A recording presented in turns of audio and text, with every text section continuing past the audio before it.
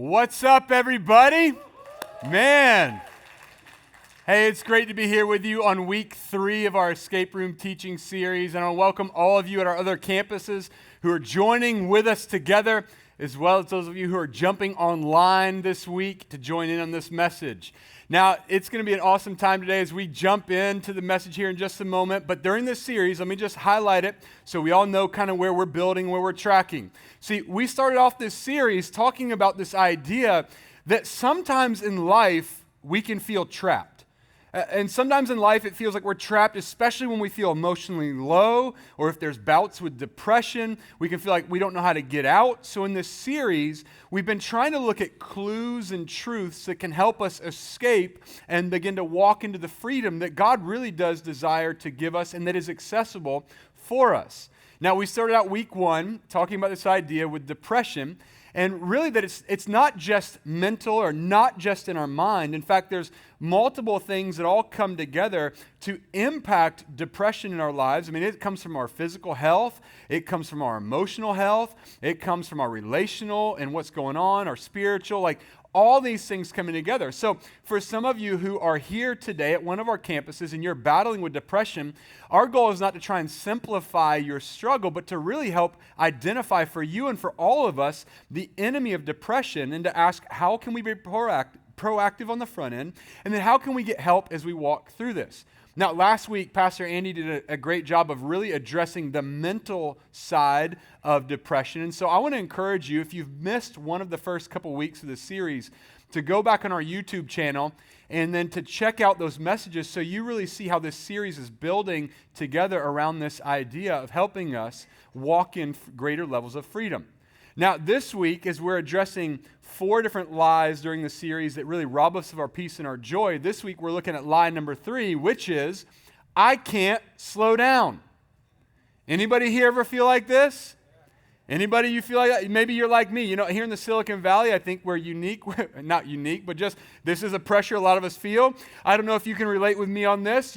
I wake up at 5:30 in the morning, and I already feel like I'm behind. Anybody? Some of you at our campuses today, some of you feel like I can't get ahead of email and Slack. It's always there. It always has something else for me. Some of you, I've heard this, I will not name names, but some of you are doing your work emails on your Hawaii vacation. Come on, y'all, you're in Hawaii. Like we feel like we can't stop. We got meeting overload. The kids got another game or another school project or something else is going on. We got to try and fit in time with our spouse. Something on our house or apartment or car is always breaking. I mean, it never stops. It feels like we can't get ahead. And then we think, I'm tired, I got to sleep, but that's what I'll do when I'm dead. Some of you are telling yourself this because you're believing the lie that I can't slow down. And this lie really does impact not just our bodies, but it really does impact our mind, our emotions, and everything. That's why we want to jump into it today. But some of you may actually feel a little bit like this right here. And then watch this. And then life just is throwing you off right there. Just like, get out of here. You know, you feel like you just got hit. Now, some of you may actually feel more like this one. You may be able to relate here. You know, you're on your team at work or with your family, and oh my gosh, everybody else is keeping ahead of me. And then, no, I'm just holding on for dear life. I'm just trying to hold on. Everybody keeps going. I can't stop. Oh! And then I'm just back on the wheel, right? Like, that's what it feels like.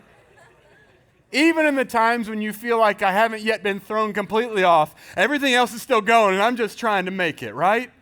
Like, this is how we can feel. This is how we feel when we feel like I can't slow down. And it impacts our health in huge ways. In fact, it's one of the leading reasons that we are experiencing depression. It's one of the reasons that we are emotionally down, why we feel frantic, why we feel like we can't get ahead, why we get anxiety, because we feel like I can't stop, I can't slow down. And what this really does is it impacts all these other areas of our life, and it's oftentimes our loved ones who bear the brunt of our lack of health around the fact that we feel like we can't slow down.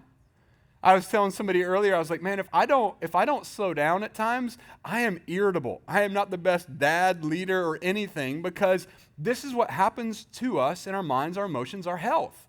It really gets impacted. And today, as we talk about this idea of wanting to slow down, here's the goal, and what I want you to hear on the front end. This is not a guilt trip talk meant to try and guilt you into feeling like you got to rest, but the goal is to help you see there is hope, that we can slow down, and in fact, if we slow down, we can be more productive. Now, it's going to take hard work. You're going to have to be intentional.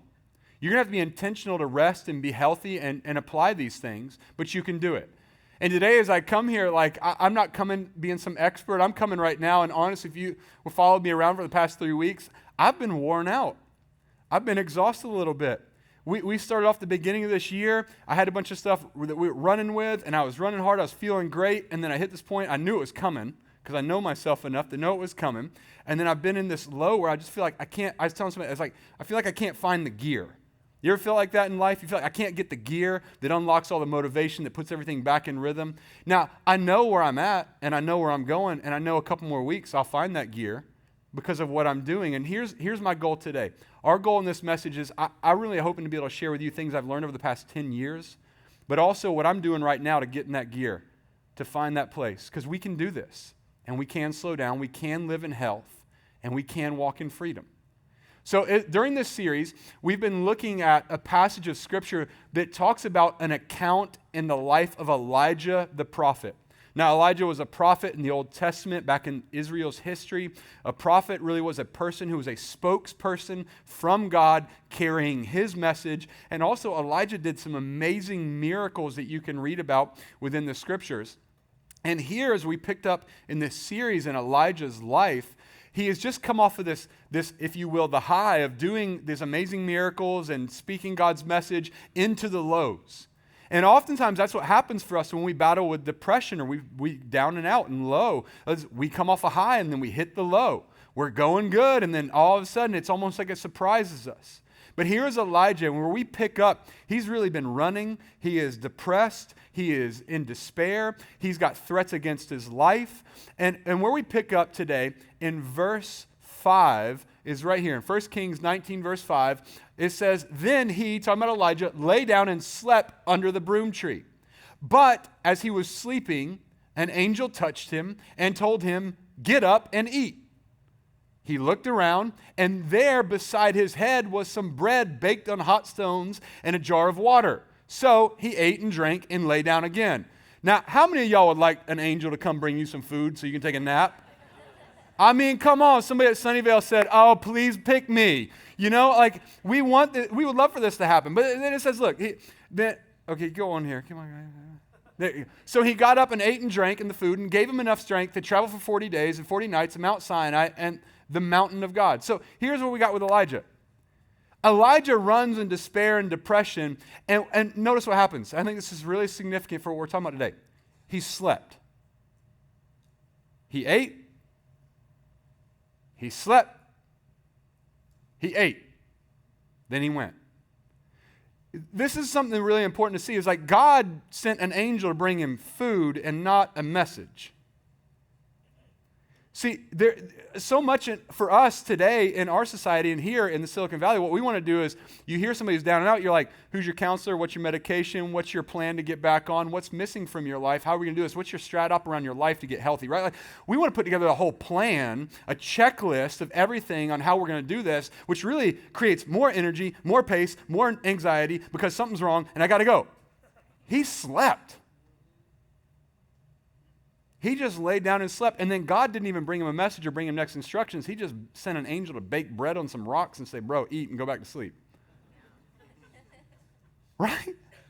And this is really significant about this because I actually did some reading in preparation for this message around sleep and depression and how it correlates together. And did you know that by a lack of sleep, you're actually more susceptible to depression? Did you know that the right amount of sleep, so not too much and not too less, but the right amount plus exercise is known to alleviate most mild to moderate depression? Sleep and rest has a huge impact on our mental, emotional, and spiritual health, and in our relational health. In fact, I read one article that talked about sleep deprivation. And it had a little sleep deprivation test that I thought we could all take here today. So here you go. This might help you know if today at one of our campuses you are sleep deprived. You ready? You might be sleep deprived if you need an alarm clock in order to wake up on time. I know. Rely on the snooze button.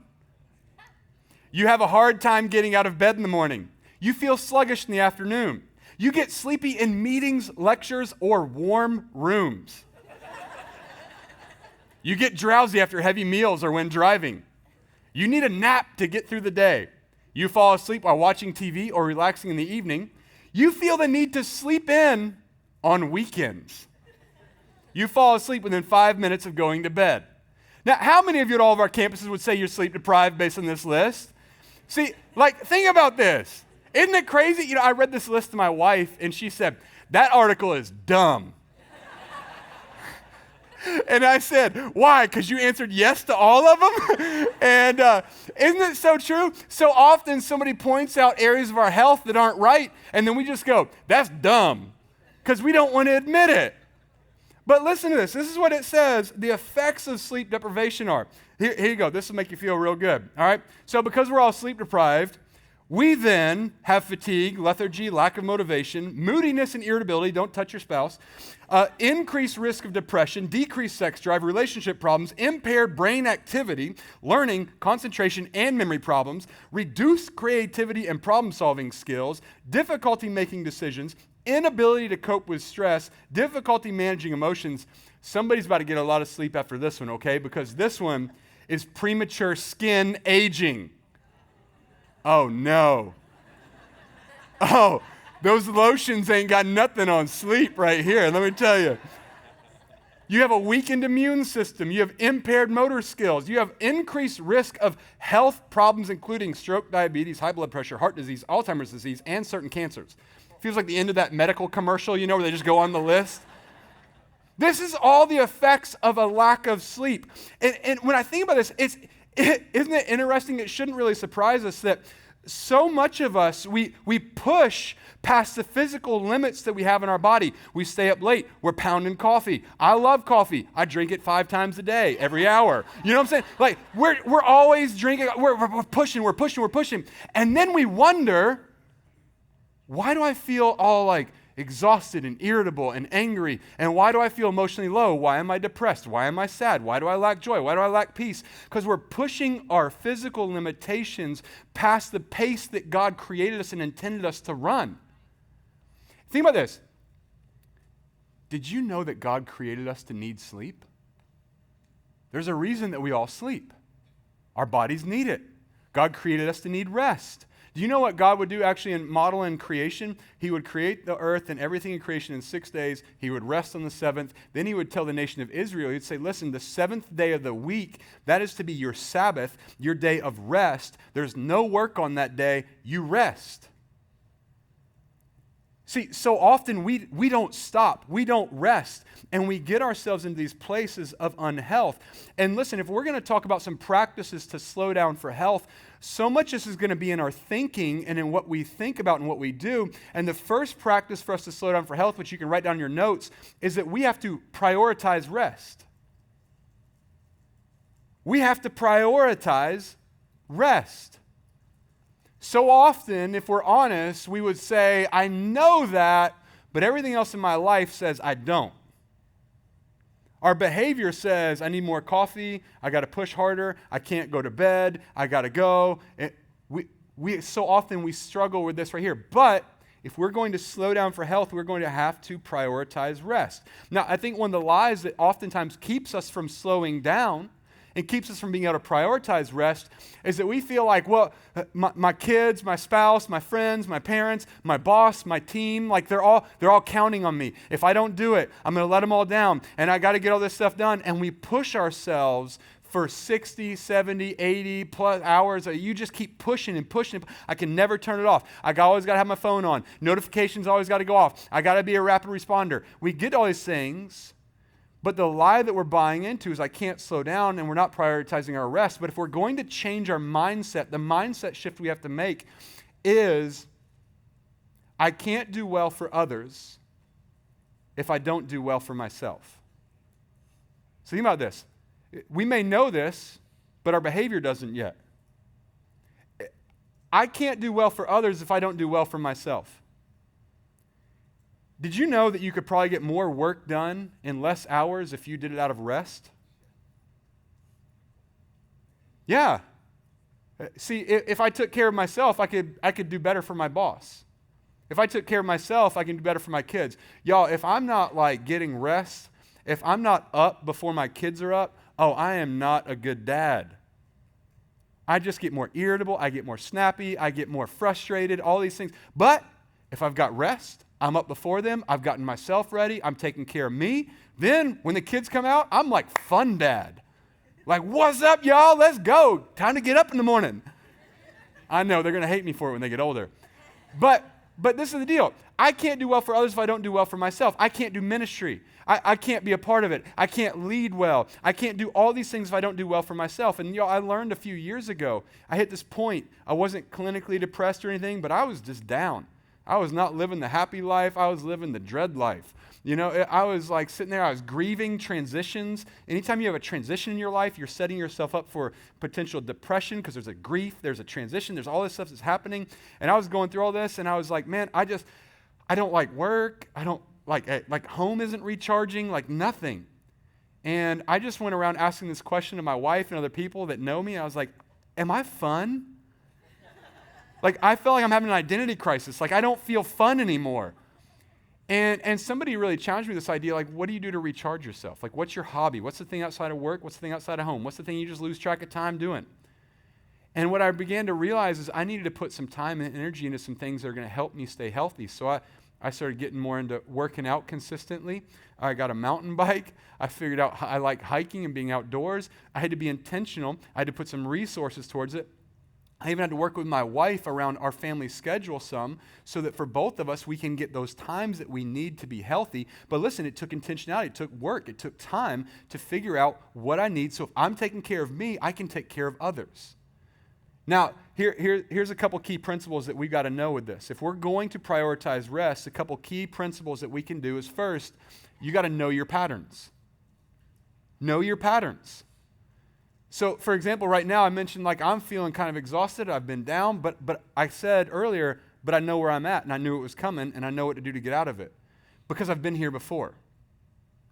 And I know I need rest. I need some time out on my bike by myself. I just need to get away from some email and Slack for a little while. I need to just, I know what I need because I know the pattern. I've learned it about myself. And the more that we know our patterns, we know what's coming. We can be proactive. The more that you know your pattern of your cycle of depression, you can know, what do I need to do? Is it sleep? Is it work? I didn't take a rest? Oh, I haven't scheduled a vacation in 6 months.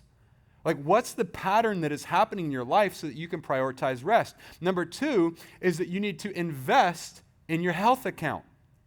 Invest in your health account. So think about your health just like an emergency fund or a retirement fund.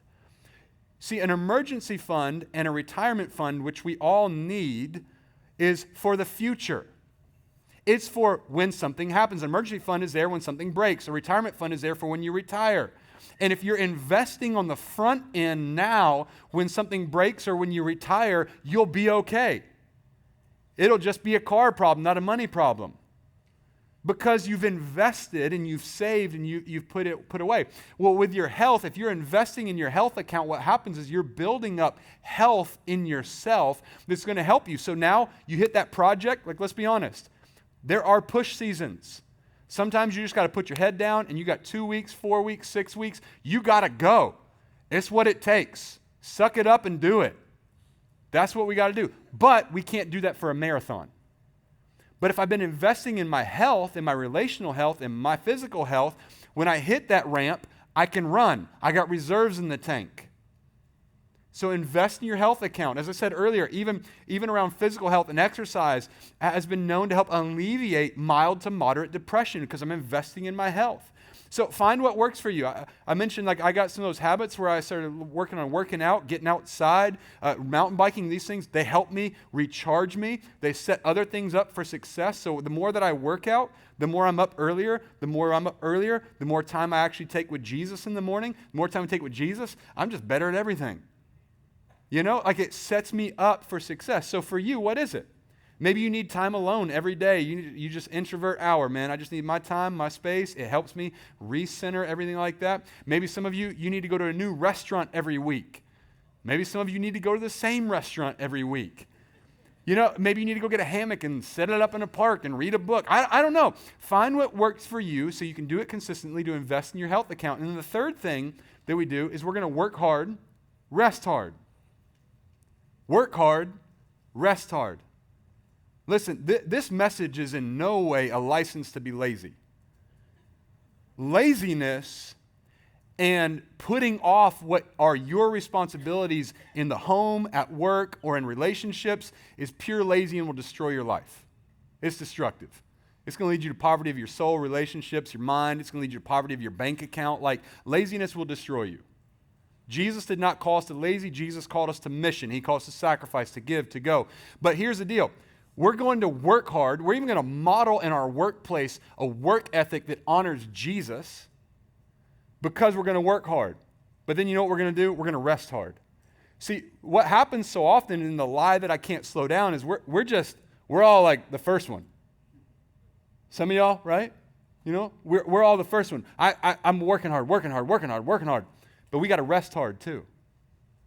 So I talked to somebody earlier and they were telling me, they said, I had 999 hours of vacation on the books. My mind couldn't even do the math. I didn't even know how many days that was. I was just stuck at it. I was like, are you kidding? But listen, some of you have days, weeks, and months of vacation time sitting on the books because all you've been doing is the first one. You've been working hard, and you're wondering why I feel the way I do. It's because you're not resting hard. One of the best things that has helped me is at the beginning of the year, I started putting on all my vacation time throughout the entire year at key points where I know I'm going to need it. After push seasons, what it's doing is it's helping me prepare so I can rest hard. And my goal is to zero out my vacation by the end of the year. It is there. Your vacation time is there for your health. If you don't use it, it's on you. It's nobody else's problem. So many times I know your boss holds up things, your boss pushes you hard, I get it, but it's up to you to rest hard. And if you still can't rest hard, I'd be looking for a new job if it was me. Because work hard, rest hard, or else I'm going to be unhealthy, I'm going to be susceptible to depression, I'm going to face a lot of things. Because listen, our bodies are giving us clues as to why we feel emotionally, spiritually, and mentally the way that we do. And we have to prioritize rest. So listen, as Elijah goes on, right? Remember, he's underneath that broom tree. He sleeps, eats. Angel says, you got to eat so you can go on this journey. He goes on the journey, and he goes to this mountain, Mount Sinai. He's there, and Elijah is there, and God comes to him and says, Elijah, what are you doing here? And Elijah goes into this whole rant around, well, I'm facing, this. I'm all alone. Everybody else has been killed. I'm the only one. Now they're trying to kill me. And I think it's so interesting if somebody comes to us so often, especially when we feel down or when we feel stressed or even in depression, somebody comes and asks, like, what's going on? What are you doing here? What's happening? We just have that rant. Everything, it feels like doom and gloom because we just can't see everything. And when we're stressed, we're irritable. It's always somebody else's thing or anything like this because we just can't think right when we feel all this way. And so God then, at this point, he tells Elijah to go stand out on the cave, and this is what happens. It says, and as Elijah stood there, the Lord passed by, and a mighty windstorm hit the mountain. It was such a terrible blast that the rocks were torn loose, but the Lord was not in the wind. And after the wind, there was an earthquake, but the Lord was not in the earthquake. And after the earthquake, there was a fire, but the Lord was not in the fire. And after the fire, there was the sound of a gentle whisper. When Elijah heard it, he wrapped his face in his cloak and went out and stood at the entrance of the cave. And a voice said, "What are you doing here, Elijah?" There's a lot of times in life where we are desperate to hear from God. There's a lot of times in life we are desperate to hear something. We are looking for some kind of hope. In fact, I talk to a lot of people at our campus who come for the very first time because they're like, I didn't know where else to turn. So some of you may have never been to church before you walked in today, or you recently came in to Echo and you started attending. You may be like, I'm still checking this out. I don't even know yet what I believe, but I didn't know where else to go. And a lot of times we come and we're looking for God's voice. We're just hoping that there's something God's going to say. There's something that he's got for us that's going to be able to help us speak into the situation. And when I look at this, Elijah's in that same spot. He just needs to know from God that what's going to happen. He needs some hope. And when Elijah stands there on the edge of this cave, I mean, there's this wind that comes through and rips the rocks off the mountain. There's the earthquake that shakes the land. There's a fire that sweeps through the valley. There's all these things that were caused by God. There's all these acts of God that he sees with his eyes, but yet none of them speak directly into his heart and his soul with exactly what he needs to hear while he's standing there. And so often I think what can happen for us is we come in, we see God do things, we walk in the doors of a church, we sit here, we see other people's stories, we may even go serve at them, we may even volunteer, we may even give financially, we do all these things and we're seeing God do all these things, but yet we feel like we're lacking the part inside that I so desperately need to hear. I see everybody else experience, but why can't I experience it? Where is it at for me?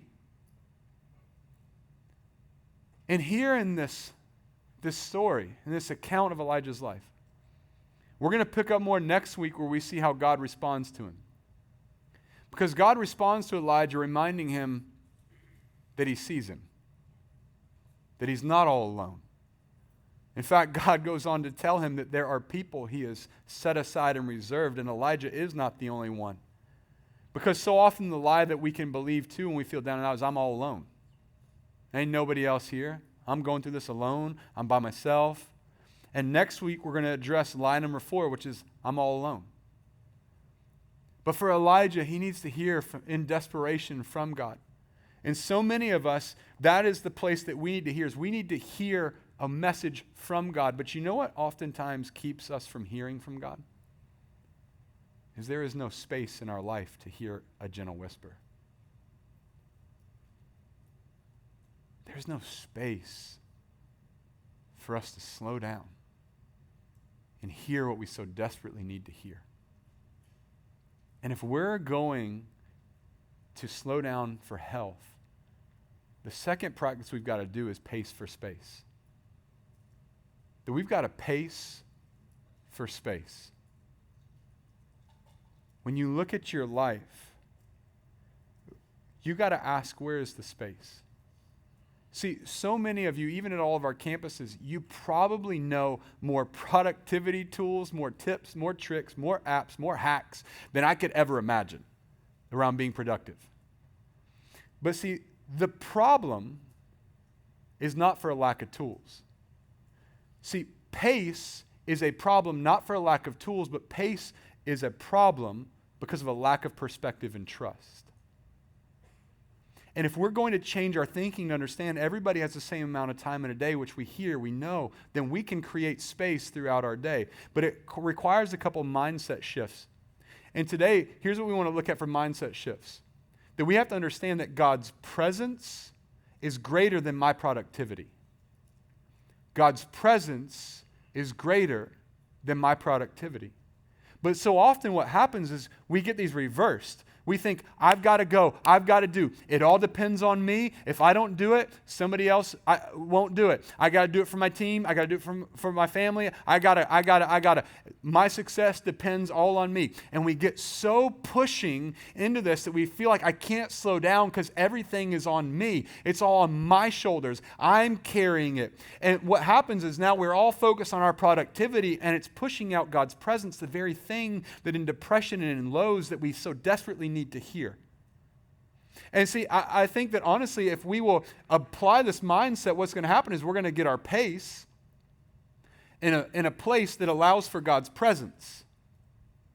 So because we're going to pace for space, we're going to get more of God's presence in our life. And then check this out. Listen, you know how when you rest and you work from rest, you work from sleep, you're ready to go, you're actually going to be more productive. Listen, I think when we get God's pace, when we get a pace that allows for God's presence, we're also going to start to get God's priorities. And what that's going to do is it's going to give me more clarity around what I need to say yes to and no to. It's going to help me push out the things that don't matter. It's going to help me start to thin out some things where I'm tying my identity more to my productivity than I am actual what I have to do. So I'm going to start to get God's priorities. And then what's going to happen, the more that I get God's priorities, the more actually productive I'm going to be. And then my pace is going to be healthy. See, it's going to begin to go full circle right here. I got a pace that allows for God's presence. I got God's priorities. Then I got a great pace because I got the right priorities. And then I got God's presence. And now, you see what I'm saying? Like it's going to continue to go because I'm focused on God's presence is greater than my productivity. But listen, this is where faith really comes in. Because again, so much of the time, we really believe it depends on us. So maybe your mindset shift needs to change to ask this question. Do you believe God is still working while you're resting? Think about it. Is everything on you? I can't stop. I can't sleep. I got to go because I'm carrying everything. Or what is the part that God is carrying for you? You know, sometimes that promotion, either A, it may not be worth it, or B, it may not be the right thing right now for you. What's the right thing right now is to take care of your relationships, to take care of your health, to do something like this. You know, but if I believe God's working while he's resting, then when I come up for a promotion or come up with something like this, I'm going to say, God, I'm going to give it everything I got. I'm going to work hard. I got hustle. I got grit. I got work ethic. Here we go. God, there's a lot of other stuff I can't control, but when I rest, I'm going to trust that you work on those things. Remember, do I believe that God is still working while I'm resting? We have to change our thinking if we're going to change our behavior. And it is our behavior that oftentimes traps us into a lack of health because we feel like I can't slow down. And that thinking around I can't slow down drives the behavior. So here's a couple of key principles that can help us with this idea of pacing for space. Number one, I want to encourage you to inventory habits. Inventory habits. All of us have habits. Some of them we don't see, some of them we don't think about, but your habits are either helping you create space or they're killing your space. I'm doing this right now. As I mentioned, I'm working on even my health and kind of going, all right, I'm getting back in. I'm going to find that gear. And here we go. So I'm looking back at some habits. I've picked up some habits that weren't so great that I've eliminated before, and I know I got to kill that habit. Anybody, you laying in bed, you look at your phone first thing in the morning? It's a space killer. Seriously, what happens? You pick it up, you start looking at the email, you start responding even before you get out of bed. I mean, you're sitting there and you're like, I got to pee so bad, but I got to do this email first. You know, like, it's sick, isn't it? You're sitting there doing all this, and you're going through it, and it's killing the space mentally, physically in your morning to start you off with a clear mind, hearing from God, ready to go. I got God's presence. We all have habits. You know, this week, one of the habits I was reminded of that sometimes I do that I was like, I got to do this some more and come back to it, is driving in your car in silence.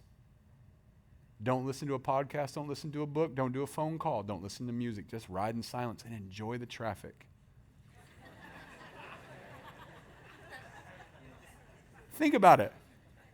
Think about it. Where else did you have silence that entire day? That may be the only time you sat there and the sunshine this week was coming in the window. I'm so glad the rain is leaving. No. Sunshine's coming. I was looking at the mountains. I was like, man, they're so green. I was like, God, you are a great artist. You made those mountains and painted them just like that. And then I started thinking, man, and God, you provided for me to live in this crazy, expensive area. But you're good, man. You see what happens? Change a habit. It started to change my mind, and my pace slowed, even though I'm sitting in traffic. Make space in your life. So pace for space. Inventory your habits. Number two is we're going to think long term. You ever notice how thinking long-term changes something? This is how I think thinking long-term can help you. It can help you identify the stupid habits that you got in your life. Because what's the thing right now you go, I ain't doing for 30 more years? You probably have one. You're sitting there answering emails at 2 a.m. or you're filling out your expense reports and you're like, I ain't doing this for 30 more years like this. Change it. What's the thing your kids are going to talk about in 30 years? What's the thing your spouse is going to talk about? What's the thing your parents are going to talk about? Oh yeah, they were always too busy to ever call me. Think long term. It'll help you see today what needs to change in your pace. And listen, so often we can buy the lie right here when we think long term is we can go, oh, when I'm single, I'll change it when I get married. oh, when I'm married, I'll change it when I get my kids. No, you typically don't. In fact, more than likely, you don't. It only gets worse because you stayed unhealthy and you took on more responsibility, more pressure, and you stayed unhealthy and you took on even more responsibility, more pressure, and you stayed unhealthy. So the health scales just continue to go down. See, listen, if there's anything that you're sitting there going, I can't do this for 30 more years, this is dumb, this is stupid, this is a habit that's killing me, change it now. Don't wait until the pain of changing is so great that it demands you change. Change it now. That's wisdom. Wisdom says I change it now when I learn from somebody else's pain. Think long term. The third thing that's a key principle here is to look and listen. Look and listen. This comes in especially if we want to have God's presence in our life. Did you know all throughout your day that God is wanting to show up? All throughout your day, God's thinking about you way more than you're thinking about him. That God has words, he has things, he has people for you that can help you. And if we can begin to ingrain in ourselves, in my pace, I'm going to create space to look and listen, what's going to happen is we're going to start to see God. We're going to see him show up. We're going to look with eyes to say, God, who's the person that you want me to serve? Who's the person you want me to pray for? What's the person that's coming to me? What's the thing you want me to see in this meeting? Invite God into every space that we've got, and it'll create more space. Listen for God. There's verses, there's people, there's messages, there's something where God is speaking. But if our pace is too frantic, if our pace is always running, we don't have the space to look and listen, to hear the word that we got to hear from God for our soul, for our health, for our life. So we're going to do this because we're going to pace for space, because we know we've got to prioritize rest, because all this really impacts every area of our life, including our emotional health and our depression and anxiety, and all these things can build on here because we've neglected our physical health, and the toll is huge. And I know that this is a lot of times becomes a faith thing. And for me, as I said, I'm walking through it some right now, even processing, but listen, because I know my patterns, because I prioritize my rest, because I've learned about myself, I probably got about 2 more weeks, and I'll be back feeling strong and ready to go. But every year, one of the rhythms I put in that really helps, because you got to have these rhythms. Every year I put in a rhythm where I have a prayer retreat, me and a couple guys, we go get a cabin, and it was kind of like individuals. We just like to hang out for dinner because we're all extroverts, but during the day, we kind of all go off on our own. And every year I'm praying, I'm saying, God, what's the thing for our family? What's the thing for me that you're wanting to do? What's the thing in our church you're wanting to do? Like, how do we do this?